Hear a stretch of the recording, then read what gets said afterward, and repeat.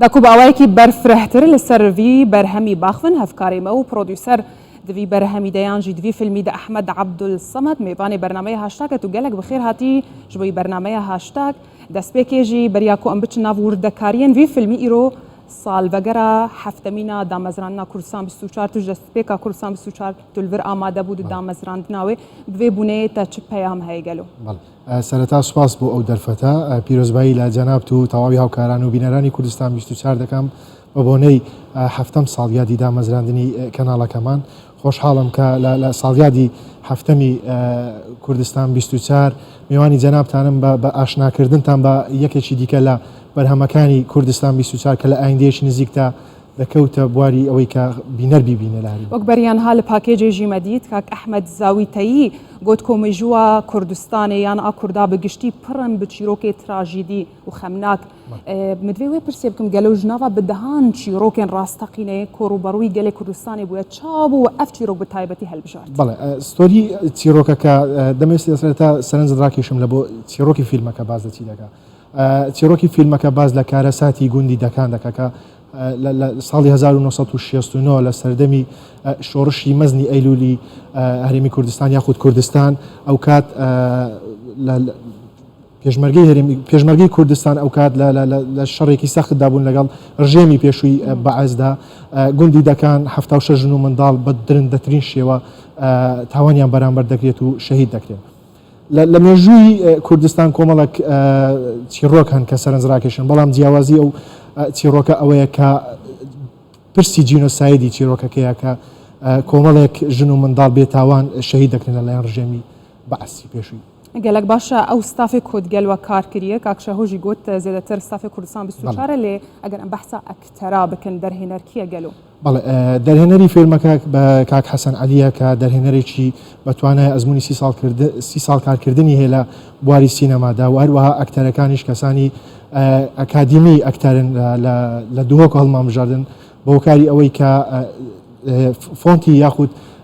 شێوەزاری فیلمەکە بادینیە دەبێ ئەو ئەکتەرانە لەو سونەرێ هەڵبژێرین باشە کاری کوردستان 24 هەلبەت پرۆداکشنا تیڤە لێ چاو بوو ئە بیرۆکەش بۆ وەهات کۆمون فیلمێکی سینەمایی درێژ چێکن بەڵێ سەرنجڕاکێشی چیرۆکەکە بوو کە وای کرد ئێمە دەست ببین بۆ ئەو تەوەرە یاخود بۆ ئەو ستایلی کارکردنە فیلمێکی سینەمایی بەرهەم بێنین فیلمە سینەمایەکەش ماوە درێژە واتە فیلمێکی فیکشنی سینەمایی تەواو سینەماییە باشە ئەو تەکنیکا کۆدناوە فیلم داهاتیە بکارانین تا چ ڕادەی یان تا چ قوناغێکی تەکنیکەکە باشە بە تایبەتی کۆ چیرۆک بەدگەر ساڵی شێستی جلوبەرگ و چاوە هەلبژارتن هەموو تەکنیک و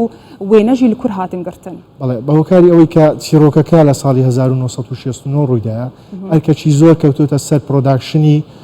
فیلمەکە لە ڕووی ئەوەی کە دابینکردنی هەموو ئەو کەلوپەل و پێویستیانەی کە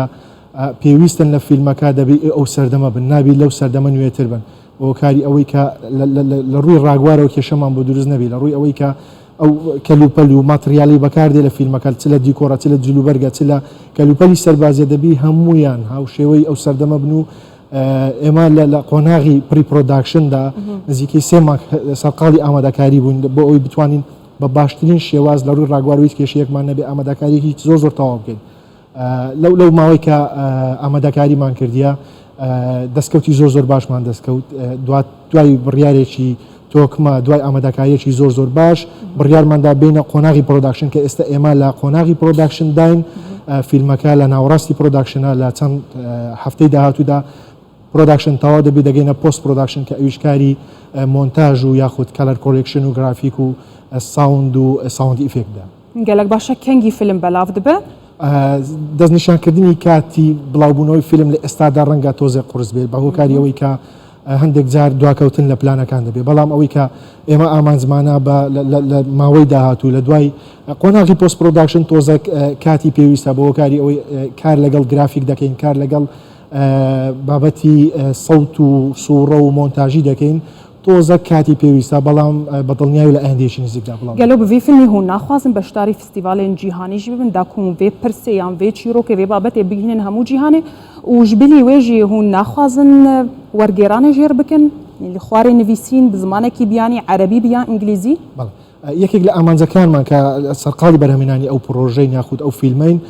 ئامانجیمە ئەوەیە فیلمەکە بگاتە ساڵەی فیستیڤالە جیهانیەکان یاخود ساڵۆنە جیهانیەکان کە فیلمەکە تێدا عرض بکرێت بۆ ئامانجەش کارمان کردووە بۆ هۆکارەیە کە دەبینین تەواوی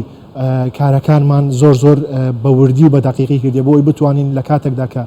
چین بۆ ناو فیستیڤالە جیهانیەکان بۆ چێبڕکە جیهانیەکان بتوانین لایەنیکەم ئەنجامێکی باش بەدەست بێنین. گەلک سپاس پرۆدیوسەری فیلمێدەکان کاک ئەحمەد عەبدولسەمەد و میوانێ بۆ سپاس بۆ تەبلیغ بووناتە. سپاس بۆ دەرفەتە.